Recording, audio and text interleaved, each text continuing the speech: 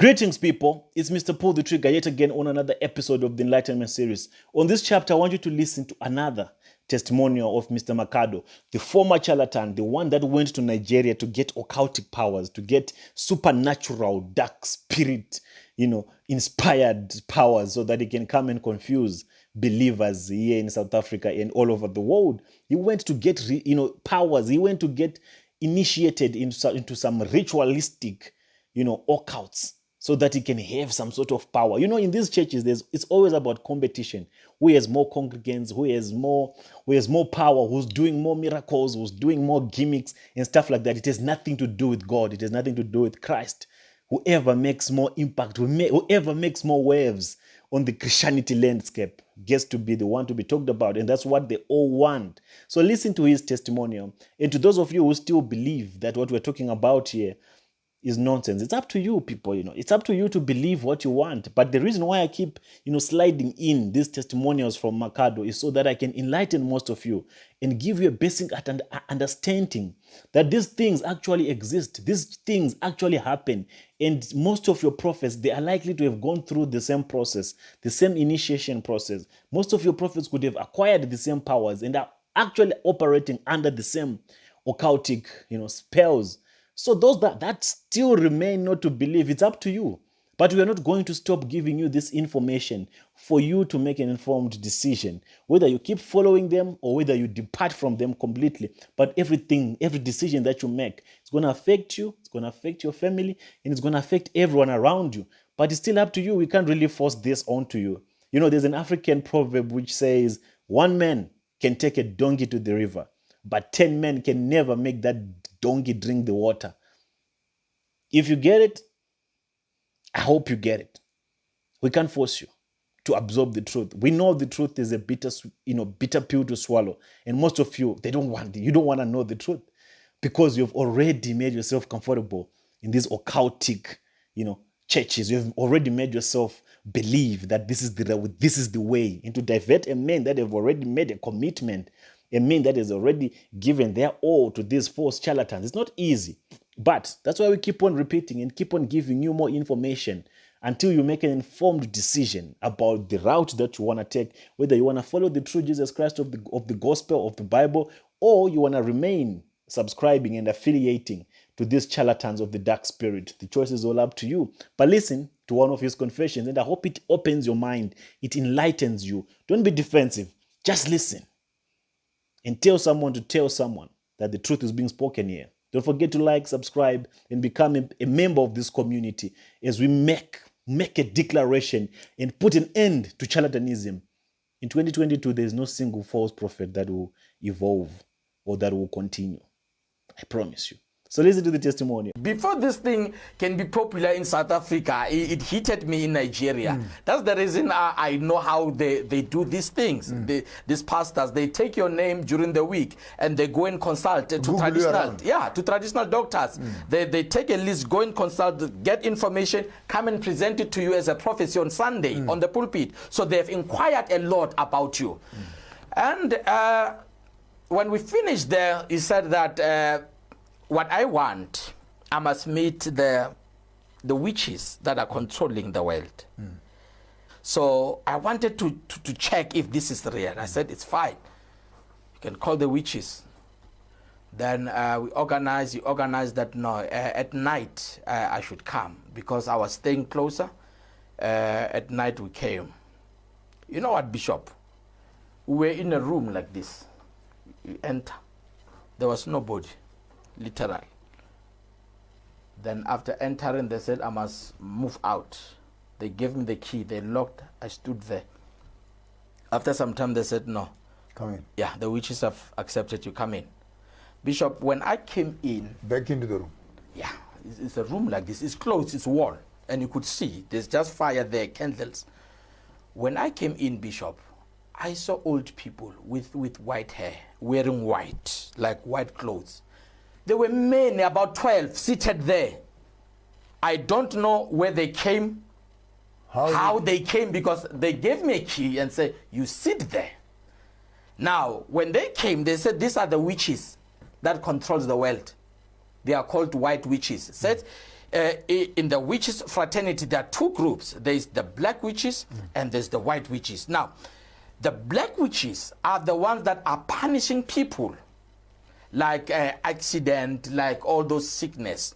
Now, the white witches are the ones who are able to communicate with the black witches so that the black witches can remove the curse from the person. So, no, what you want as a pastor, you will use the power of the white witches. Now, they educated me on that. Now, when they gave me a message about this is Nigeria. When they gave me a message about these white witches, what they want, it was too expensive. They wanted a lot of things, and I felt, you know what, I can't afford this. What are they demanding for? They don't give you a price, but they give you, like, they need the heart of camels, 12 heart of camels, 3 heart of lions. They spoke those things. Now, when you sit down and you calculate where are you going to get those things, then they'll tell you, no, there's a market here. We'll calculate according to our market here where you can get those things. They're available. Yeah, they're available. You just bring your money. You just bring your money. So when they calculate, it was a huge amount, Bishop. Then I said, I don't have this because of the number of the things that they were requiring. Then they said, okay, it's fine. We can also give you what we call the money ritual.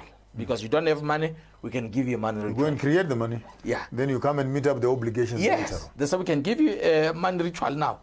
Then I said, what is money ritual? They say, you call it miracle money. A lot of pastors, they have this thing, it's called miracle money, but here we call it the money ritual. Then I said to them, yeah, can you do this money ritual? Because when I came, they said I must bring a big bag. You know, this, we call it Ghana must go. In their language, they call it Ghana must go. Here in South Africa, it's Machangani bag. Yeah, the big said, bring it, we're going to bless you with something to take home. Now, we went to another room. There's it's a traditional pot, big like this. Hold it right there. Hearts of lions, hearts of camels, Mashangani bags and everything else. White witches appearing in a room. The man is looking for power. A pastor of the Christian church on his journey. Yeah, this is also Shuba. Let's hear more from Pastor Ramabulane. What happened when he entered the other room and there was a big bucket there? Boom! Pastor Ramabulane gets a shock of his life. He walks in a room and finds the room is full of people that he did not live there. And then they were going to give you a money ritual. Yes. Here you are now with a big bag. Ghana must go, a Mashangani bag. What were you supposed to put in that bag?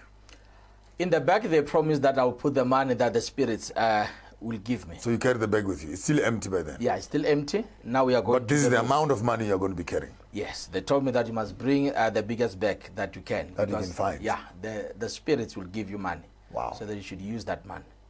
I believe that, and now we went to this room. It's locked also, locked. Small room with traditional pot, big traditional. You know, the clay, the pots that are made with clay, big ones. Now, they took something that looked like powder, and there was a small window there. They took something like powder and put it there, and they speak their incantation. Speak their incantation. Then they said I should close the... before I could close the door, I must cover with a white cloth. Must cover those pots with a white cloth. I cover it with a white cloth. Then they said I must move out. And remember, when you enter those rooms, you knock 3 times. You don't just, there's some principles. You knock 3 times, then after knocking, you enter by reverse. You don't enter looking, you enter like backwards. Yeah, that's what I did. Then from then I closed there. Then after closing, I stayed at the door because they said you must stay here. After some time, they said now the spirits have accepted your prayers. Go there, open. I unlocked. Bishop, when I opened that door, those pots, 3 of them, they were full to capacity with money, fresh money. If somebody could have brought that money, I could have seen him passing by. Or if he brought it by window, but it's a small window, nobody can enter there, full of money. Then I looked, and it's not Nigerian dollar. US dollars. US dollars, South African dollars, South African rands. Now, they just open small, like open it and you see it. Then I'm so excited. And I said, can I take this? He said, no, you can't. This money must be cleansed. If you can take it like this, it will be a problem to your family. It will start to kill people. Now, they said this money must be cleansed. Okay, cleansed how? You need to do some rituals for you to clean this money. Now I'm confused, Bishop. Two things. I saw those witches. Now this is money and I can't afford. You understand? Money they're looking for, but here is it. Yeah, here is the man. But in my mind, I said, no, man. If these people are looking for money, why can't they just take this money and use it? They said, no, we can't use this money. It must be cleansed. Now, I said to them, what must I do now? They said, no, if you don't afford all this, then you must join, like to be part of the family. Then to join, what is it that is needed? To join, you need a goat, a chicken. They do all those rituals for you to be part of the family. Now, once you have joined, you are part of the secret society. Now, when you are part of the secret society, there will be some benefits that you will get there, and you'll also have to be loyal to them by sending money that you are making wherever you are. Yes. So that's... So you get an initiation. Yeah, you get initiated. To have access to the funding. Yes. Now, I accepted to join, and I bought all that was needed. The goats and everything. The goats, yes, and gin, dry gin and everything. And the day came where I was going to be initiated. They called. How long were you in Nigeria? Was it a week or two? I think it was more of 2 weeks, but I've been in and out Nigeria. Okay. Because but for this ritual? For this year, it was about 2 weeks. Then they slaughtered. You have to call your name, your parents' name. You are a son of so and so. You have to give them your date of birth, and they have to do a ritual where they connect you with your star. That's what they said. So they end up killing a dog. A dog was sacrificed there. A dog? A dog, yes. A dog was sacrificed on what they believed it was the god of iron, which represent the devil. There were 3 types of altars there: the god of thunder, the god of iron, and the marine, the water spirit. Now, the god of thunder, it was the one that you just sent fire. You know, this thing of vuta. You just see fire coming out here, and it eats everything. That's where they do that. That's where they get the power there. Yes, the power. And the god is the god of thunder. The god of iron they call it the devil. Yeah, now the devil is where you curse people. That is where this... You die. Yeah. If you speak anything against me, you die. Yeah, so if you hear somebody saying those things, and say, I mean, they know what they're going to do on that altar. That is where they sacrifice a dog. And they split the blood of the dog, and part of all the sacrifice you have to eat. And it's mixed with muti. You eat, and before you eat, you bite and you throw down, then they take from down, they put it here and they put it here, then you eat. I mean, you don't just eat. It is not a normal procedure. It has certain rules. Then from then, when you finish that comes a woman who comes into the room. They say close your eyes. I mean, a woman comes into the room, close your eyes. You just close your eyes, and they give you water. You drink. That's part of the initiation.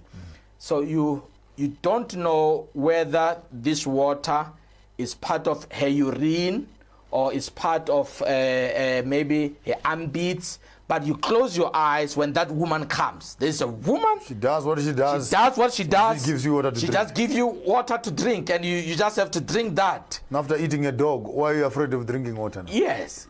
So those are the procedures. Then there was a big pot where they said I will be cooked there. They put fire. It's a drum, steel drum with water, and you could see the steam coming out. You touch the steam, it's hot. And they said, now we're going to put you there. But before, I was smeared with this muti.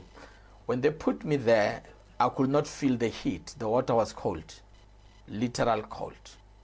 That's what happened. I stayed there for They some. cooked you. Yeah, they cooked me. They said, now we are cooking you so that no bullet will enter you. You'll be strong. That's what they said. So after that, they took me out. Then after taking me out, they took a machete, and that's where they did all these 3 signs here. They cut you there. Yeah, they cut me here, and the blood that came out of here was put into the cowries, and those cowries were thrown into the water to connect me with the water spirit.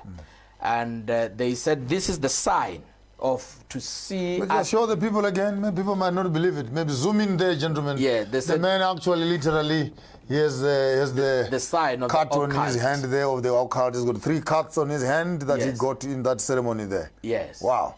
And they said, with this sign, when you meet other business people in South Africa, when you meet pastors, if you see this sign, you must know they belong to the same cult. So once they see the sign, you greet each other with the left hand. And they said, I must initiate Others also. others in South Africa because they want to have their own house here. They want to establish their own headquarters here. And I asked them, how will that happen? So no, people who want power, people who want wealth, you initiate them and you get a stand, a house, that will be our temple there. So that every month will be coming there. Then I came back, they gave me a head of a pig so that it will attract people. And it was smelling because of in Nigeria it's very hot. It was smelling, and when it started to smell at the airport, people were not comfortable. But in Nigeria, coming here, it was easy. I mean, Nigerians, most of them, they take their traditional herbs, they come with them here. When we arrived at the OR Tambo, the pastor who took me there was able to bribe the officers there so that we can just pass. And we passed, we came to the church, we buried it. How did you do that? We're using a tent. So A tent? Yeah. So it was easy to dig at night just to bury it there. Inside the church. Yeah, inside they said you should Why bury did it you? inside. Why a head of a pig now? They said the head of a pig is, I don't know why specifically the pig, but it says when it gets rotten, it will be how it will attract people. So I don't know why specific a pig. Then when within 2 months after I've buried it, Bishop, I started to see people coming. You know, I just have to be to tell you the truth. This thing is like you can see what you want to see, the result. It works. Yes. People were coming, Bishop. I saw people coming. But people who were coming, they were not coming to be Christians. They were not coming for the word of God. They were attracted by something else. Yeah, they were attracted by something else. When you preach, they are not there, but they don't tithe. But they are able to buy an oil that costs 5,000 rand. Yet a person, she's working and her salary is 5,000 and tithe is about 500. They don't tithe, but they can buy an oil that costs 5,000. So you need to have things that you are selling. Yeah, you need to have merchandise now. Starting from Bangles, rings, stickers, oils. By that time, I was just selling oils and water. different types of oils and water. And we will also go to people's house to strengthen their houses, so that they can continue to buy the oils. So I was not satisfied, Bishop. Then I moved to Congo. I moved to Congo, that is Democratic Republic of Congo, and that's where I met a half human being, half crocodile. It's called Mamba Muntu. I went to an island there, it's called Congolo. And when I arrived in that island, it's normal. Those people there, their level of civilization, it is not like us.